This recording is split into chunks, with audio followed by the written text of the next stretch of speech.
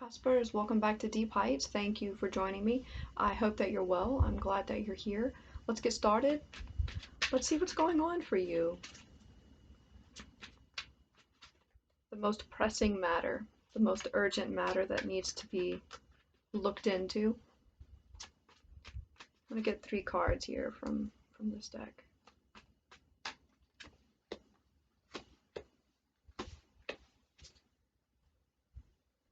Risk on the bottom of the deck. This is Saturn and Aries.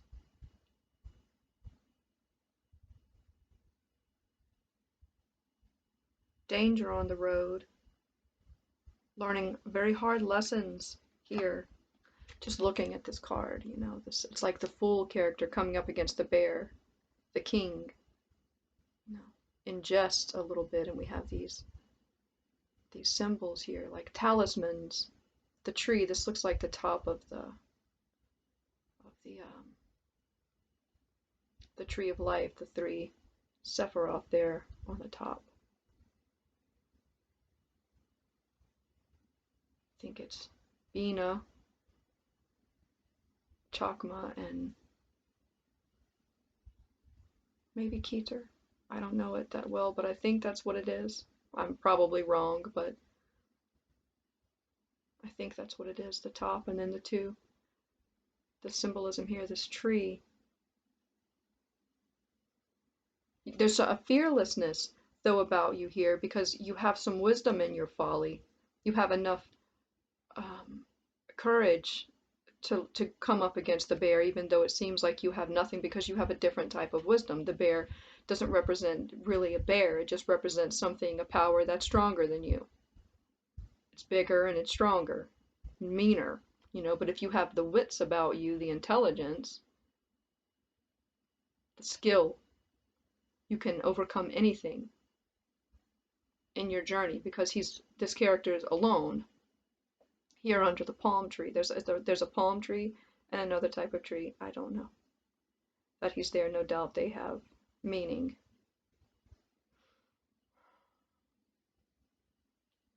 Okay, I don't want to get too stuck on any one thing like I normally do, which is why my readings are so long. Okay, so here we have detachment, harmony, and appreciation. I'm going to show them to you. I'm going to take a look at them. I don't know if you're interested in the signs and you know what sign the planet is in, but it does have meaning.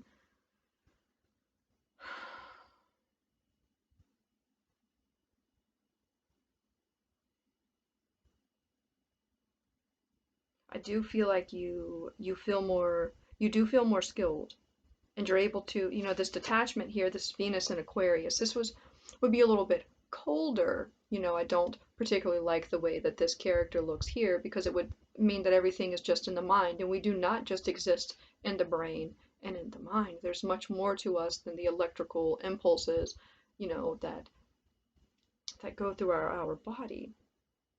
And it's like all mapped out in numbers.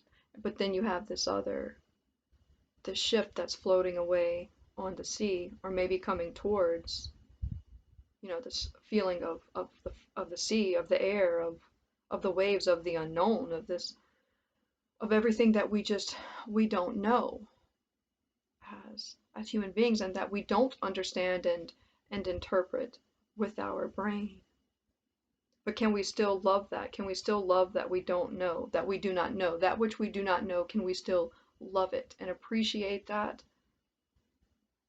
in ourselves and in others? Because we never come to fully understand another person.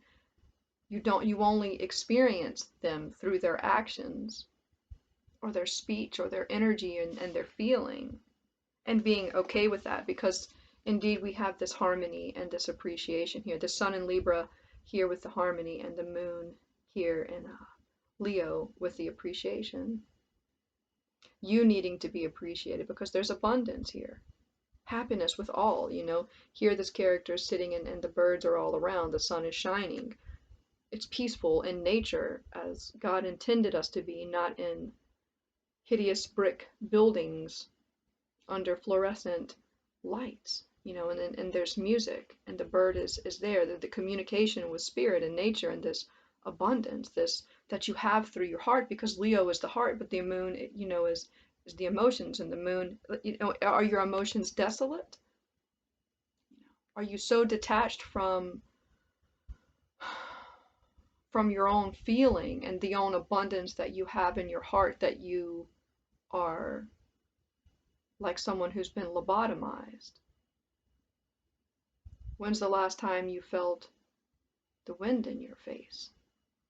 The feeling of leaves brushing up against your skin as you walk through the forest, the way that it feels on your skin, the dirt under your feet, digging in the dirt, you know, just moving it, not destroying it, but just feeling it, you know, seeing the birds. It's not easy if you live in a city, even in the country. Like I live in Baton Rouge in the South, and you know, it should be country, and there is indeed, I do go to where there are woods and country, but it's still the city no matter where you are, right?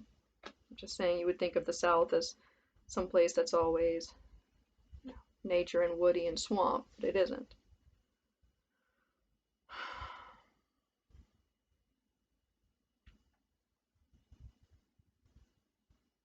There is such a need for us to go back to nature, and if you aren't feeling this detachment, it could be just detachment from the world. And I do talk about that because I experienced that, and of course I'm going to talk about what I experience, and you know, the things that I feel like are wrong in the world, and the actions that I take in my own life to mitigate that. Maybe, you know, the world seems so much bigger than us. But I feel like it's detaching from that, the cacophony of noise of the world, and because there's always something terrible happening, always. And is that, I was just reading something, I don't remember what it was.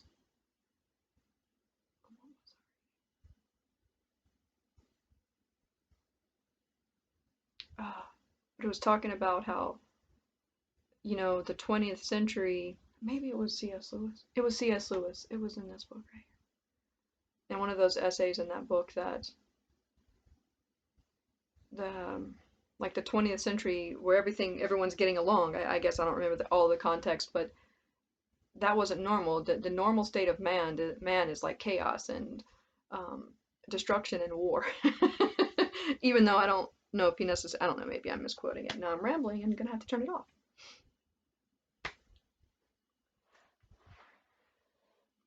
There's always more questions. That's how I feel. And there should be, rightly so. There should always be more questions. But even in that feeling of disconcertation and sense of futility, are you still able to detach from that and recognize that beauty still exists in the world and that spirit is still here? Because if we're still here, if the earth is still here, if nature is still here, if man is still here, there's a reason that man is still here from our creator. You know, there's a purpose. And in that purpose, can you still celebrate life and goodness and the beauty that remains, even though there be so little of it, seemingly, as it's destroyed continuously? It's very difficult. In my experience, may be different in yours.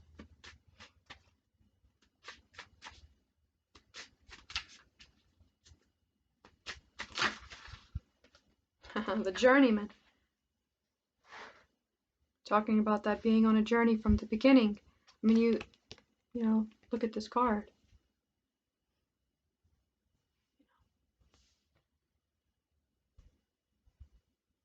Talking about that Saturn, this is 15. This is the devil card, which is Saturn. And here we have this Saturn in Aries. Mars is, of course, associated. Here it's implied. But there's support here.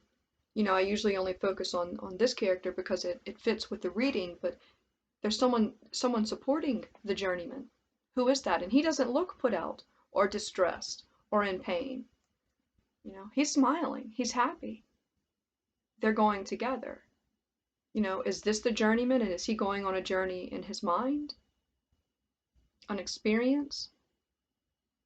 Here, what are you experiencing in your mind? If you know,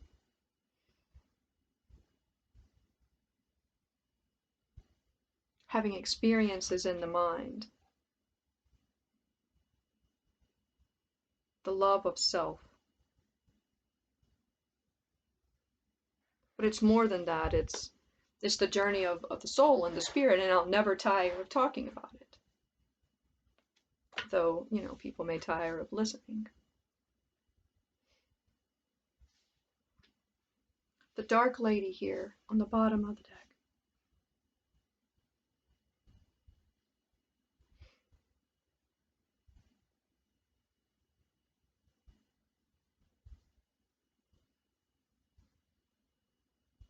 Seems like in this card, you know, I don't think that there's anything wrong with the female form or nakedness, but there is a sacredness to it. It shouldn't be for everyone, especially if it's done in a way that's aimed at entrapping men, you know, entrapping people. Like I just watched very quickly.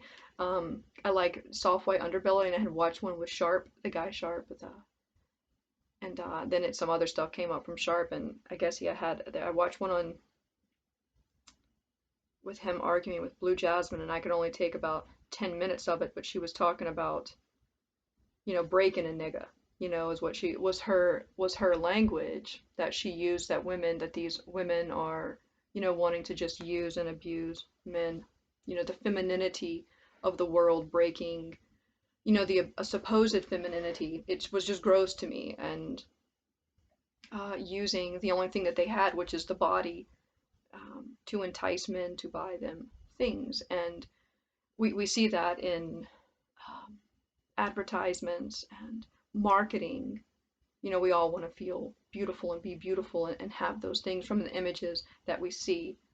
You know, Tessarian goes into this, is where I was introduced to this through his work, the mass manipulation of the world through media, through advertisements, and needing to walk through the world, and it's like this is what you're detaching from, or needing to detach from this type of behavior, or it's like in They Live, you know, not, is it They Live? Yeah, and he puts on the glasses, and he puts on the glasses, and you can see the truth of everything. But fuck, you know, people talk about being woke, and they're like, yeah, I'm woke. You know, if you're really woke, there's no, I don't celebrate in the same way my ability to see the truth of the world. It's heartbreaking. It fills my heart with sorrow and sadness and anger and frustration, and mostly sorrow that this is the state of our world. And maybe you feel that way too, because this is what I feel so compelled to talk about, and needing to detach from that. Or you're just sucked into this feeling of doom, this impending doom.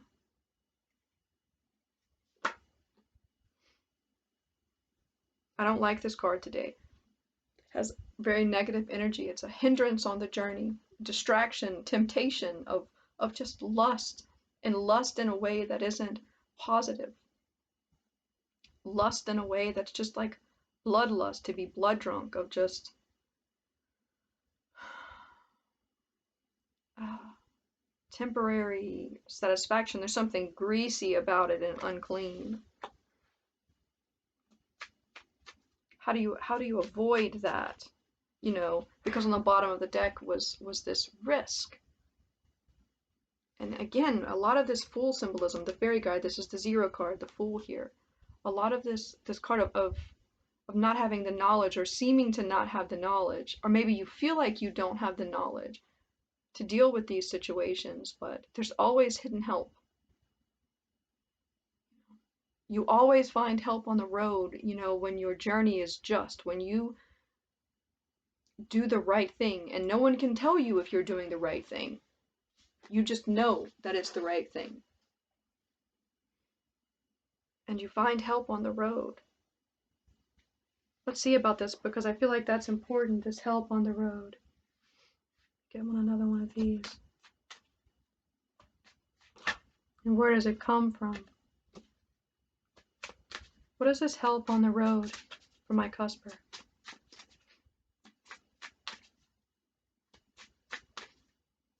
These readings have been really specific and really Deep, yes, of course it's deep heights, but a lot of philosophical, seems very philosophical, which is good. I'm not, I don't, I never proclaimed to be a bubblegum tarot reader. Let me read your future. Ah, no shade at Tyler's tarot. I do watch him sometimes.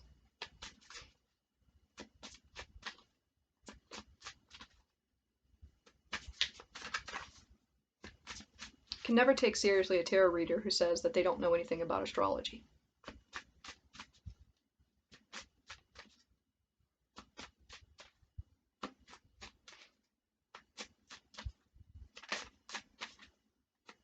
Now you're quiet. There we go. The fairy godmother. This hidden help. The fairy godmother. But she's got two things in her hand. She has an apple and she has a pearl. And it's like you have to choose the right one.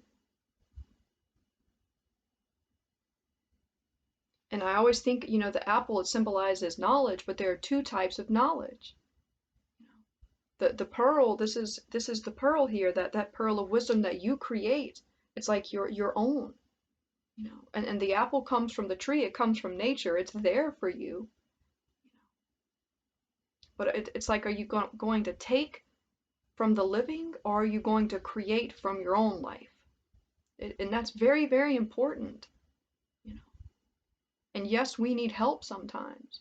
We need help from the living, we need help from nature, help from spirit, we need to eat, and we take that which is given to us by the earth.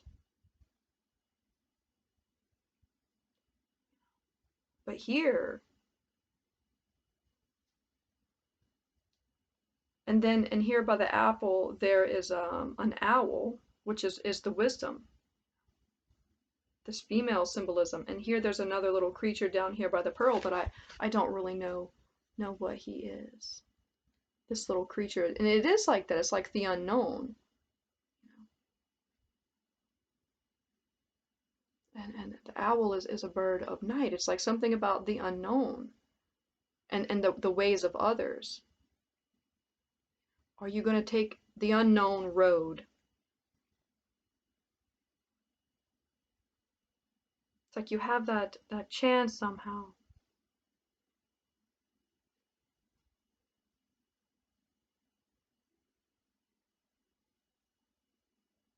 At your weakest, darkest moment. It's like right when you would walk into the Dark Lady character, this type of energy.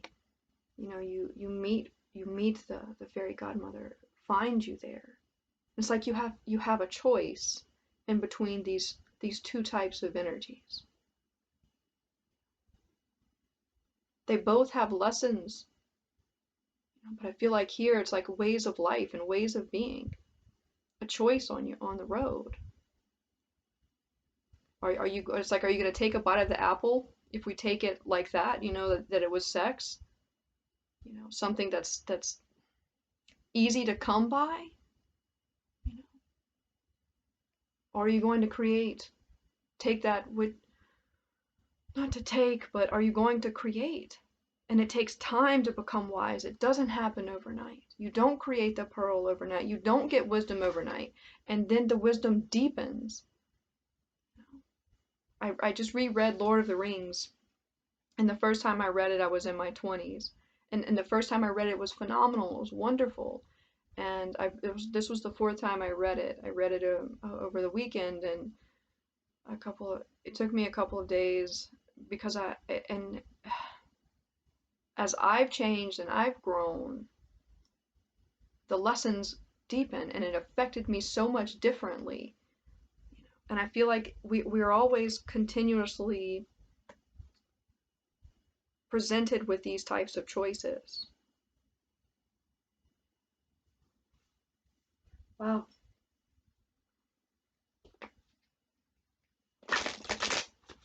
Bear with me here. I'm trying to bear with you. I know how it feels to feel alone, but then I'm never alone. If I ask for guidance, mine, it comes in books. I don't, my best friends are, right now my best friend is R.D. Lang. They're gone. And where you find it, these, and knowing the difference in between the truth and the lie, what's good and what's bad, and not allowing yourself to become so immersed in the world that you can't differentiate anymore between good and evil and right and wrong. Like, if you're coming up against this type of enemy of the world or anything or anyone, it's like you have the tree, this wisdom, this Bina, this kindness. I do know that much, that Bina represents this kindness, like this loving heart, like the Empress energy, like this fairy godmother, but it's still, every archetype, they're all tricksters. Because even the Dark Lady, you think that you're going to some type of blissful, feel-good energy, and she's got, those appear to be wings, but they're swords. Slice you.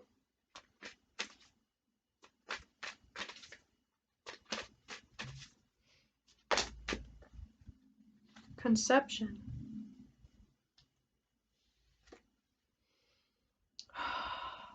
Creation. 16. Of course, I think of the Tower, talking about that Mars, and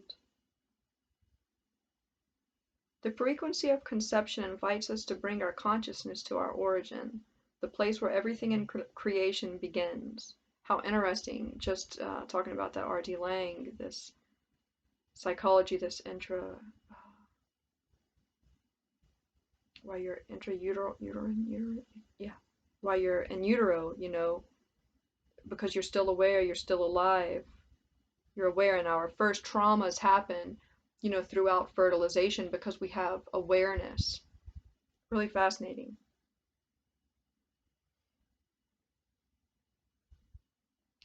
Bringing your consciousness back to your origin. Where is your origin? Where does that begin? Can you ever really know? Was I talking about that earlier? About not knowing everything, and being okay with not knowing everything.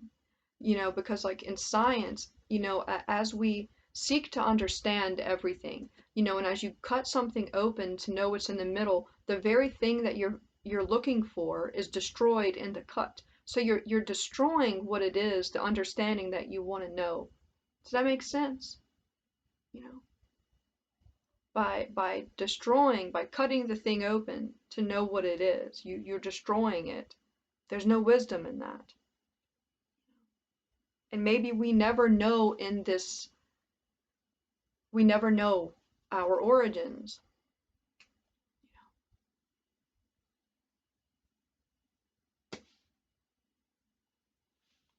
Can you be okay with that? Can you still appreciate the beauty and the things that you do know?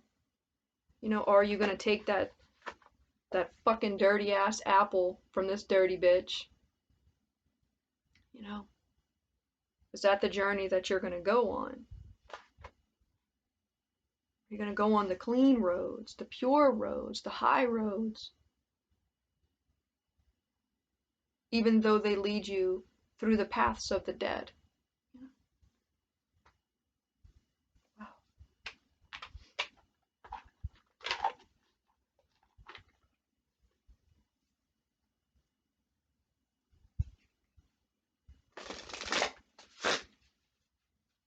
And if you are a woman and you're trying to get pregnant,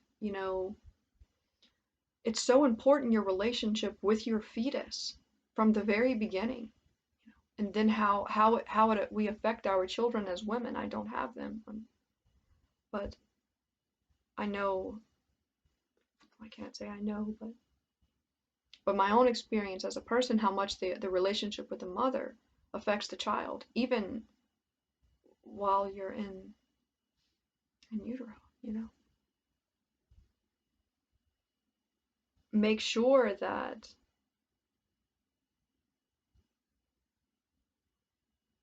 you're of sound heart and mind spiritually as you bring children into this world. I just watched quickly, just read this article about the guy that stabbed his mother. This young kid stabbed his mother on Thanksgiving, and I like to read comments on I just fascinated by human beings. And everyone was like, oh, he's of the devil because he did the horns. Oh, he's a Satanist, but nowhere in there did anyone ask how the mother treated him. No, no one. I didn't see one out of thousands of comments that even questioned how did the mother treat the child, that the child stabbed the mother. I'm not saying the woman deserved death in this circumstance, but there was no questioning. You know, it was, how dare you, you know. I don't know why I'm getting onto that, you know, but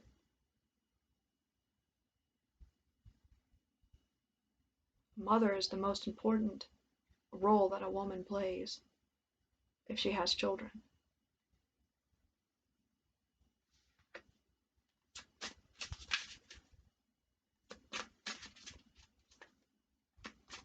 It isn't with a careless heart that you should create a child.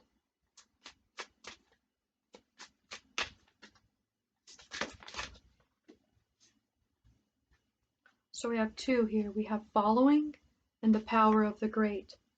Enthusiasm on the bottom of the deck. And I like this, you know. The 17, this star, this more Aquarius energy here with this Venus in Venus in Aquarius. The ancient law that those who wish to rule must know how to serve. Visually fixed on the pattern and projecting it into the future. That's interesting here with this character, you know, visualizing it. But it doesn't always just happen in the mind that you visualize. It's not just here, you know, it's all around you. Your psyche, your being is not the fucking brain.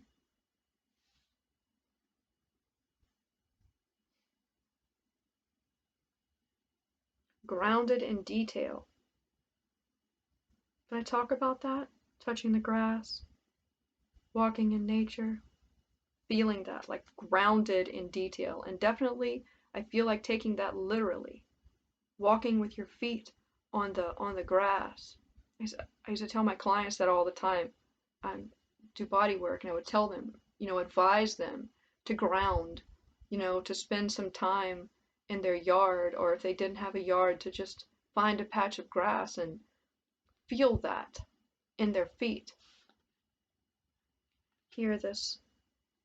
But following and knowing how to lead. But I feel like this doesn't apply to others, it applies to yourself. You know, to rule yourself, you must also be able to serve yourself and being kind to yourself. What are you following? You know, you know, what are you walking into? Are you following? Because here we have the power of the great, and they've come out together, you know, following the power of the great. Pure unconditional power. Power is a very interesting thing. Before I did bodywork, I studied politics. Power and war. Such are the nature of our times, and times past. Nothing's changed. Nothing has changed. Power is only great when its display or use serves the common good. I have to disagree, because what is the common good? You know, who decides what the common good is? It can be difficult. So I wouldn't say that it's only great then. But I like this. The moment that power is identified with awareness, it is turned into deeds. You must have action. The thought is not enough. You know, It must have deeds, and if the action, the deeds is what creates this pearl. You don't need deeds to get an apple from a tree, to get the wisdom that's there offered to you, the bullshit that's on offer to you in the world. The consumption. It's always how I see this. The apple is the consumption of the knowledge, the power of the great, and then you have the pearl, which is the creation of the power, where you yourself are great and you don't need anyone to lead you. You'll swerve this bitch right on by. You'll see right through her. It won't make any difference. It's a turnoff. It's gross. This type of energy or way of being.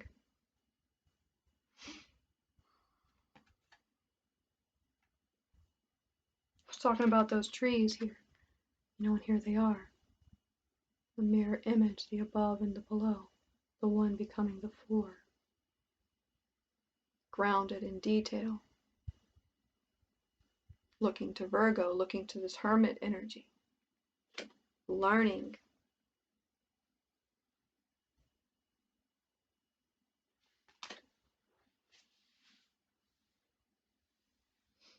I get an animal energy and we'll wind down.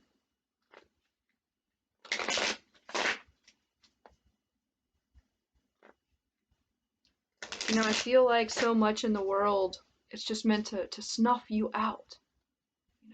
That you're so bombarded all the time with this horror, present, past, in the future, that there's, and then they tear down all the trees, destroy everything natural and good, dry out all the lakes, pollute the oceans,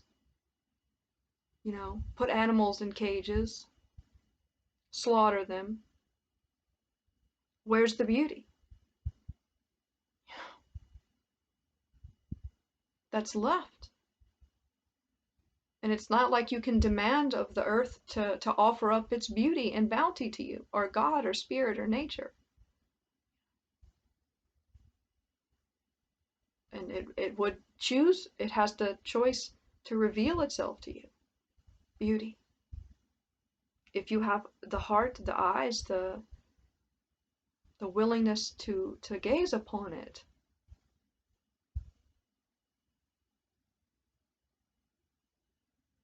Where is the great? So I'm saying, like, I don't find it in the world. Not so much of it. I mean, I see others, not that I'm on person-to-person basis with, but there are teachers and people that I admire, but very few.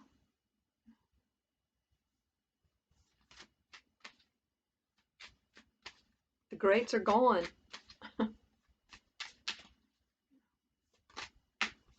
Oyster.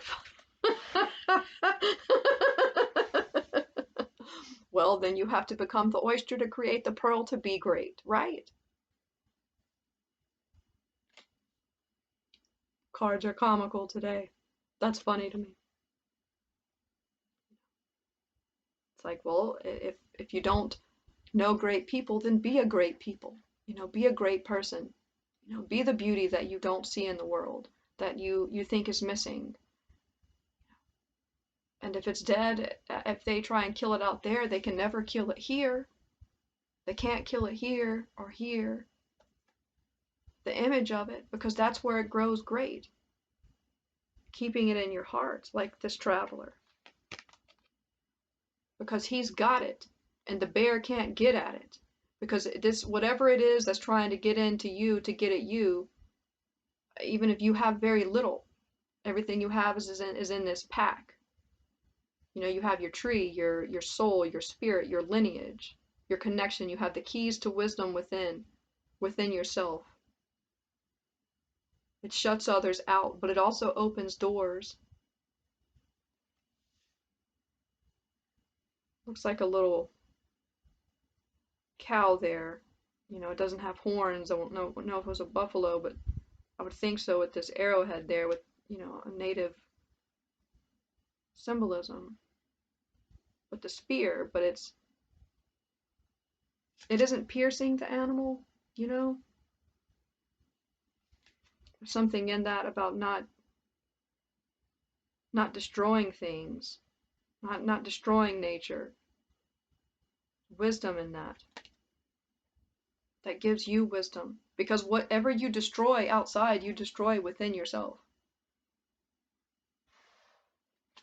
Wow, the tiger on the bottom.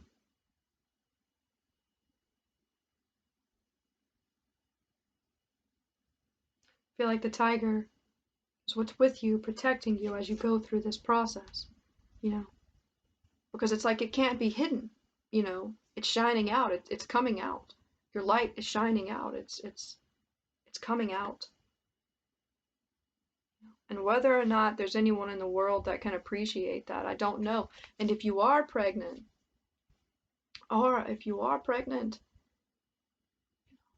what a light you're going to give birth to here. I think, yes. Take much care of yourself and your body. Eat well, rest well. Recognize that responsibility that you have while you house a being that's growing, and that every thought you have, every feeling you have is communicated to that child that's within you. This is a good omen for those of you who are looking to get pregnant. I think you will be successful,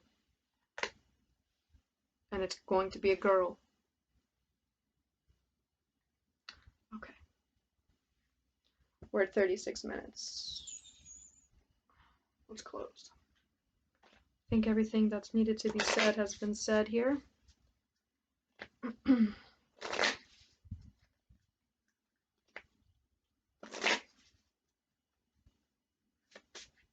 The advice is clear, the way is clear. You must take the hard road.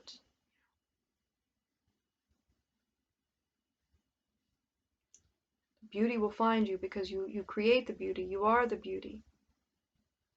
And everything that you are within your spirit is what colors the world as well.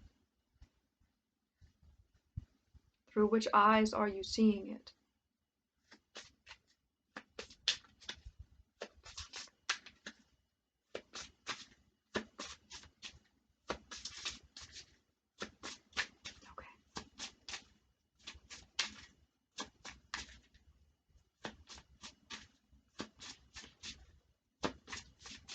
So much for those love readings.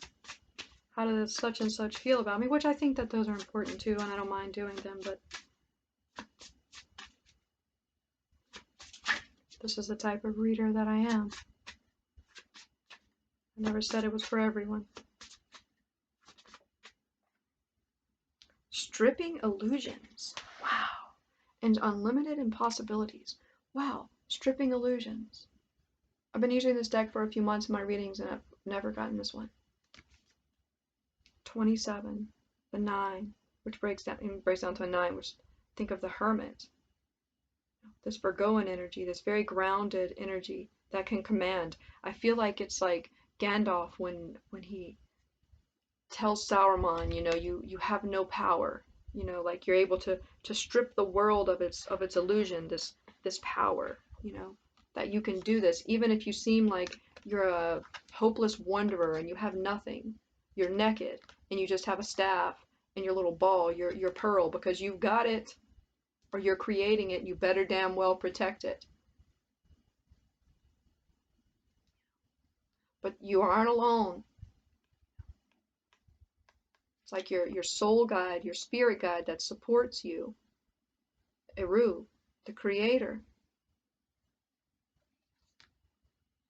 The stripping of illusions. Needing to get really, really serious about that. And being able to say to it no. Because I feel like when she comes, when you still always have this choice. Because you always have the choice. Even as Morpheus told Neo, you know, you have the red pill and the blue pill. You know, you must see it. Something definitely in that. Like, I'll show it to you, but you must choose it and strip away all illusions. I wish you health. I hope to see you again.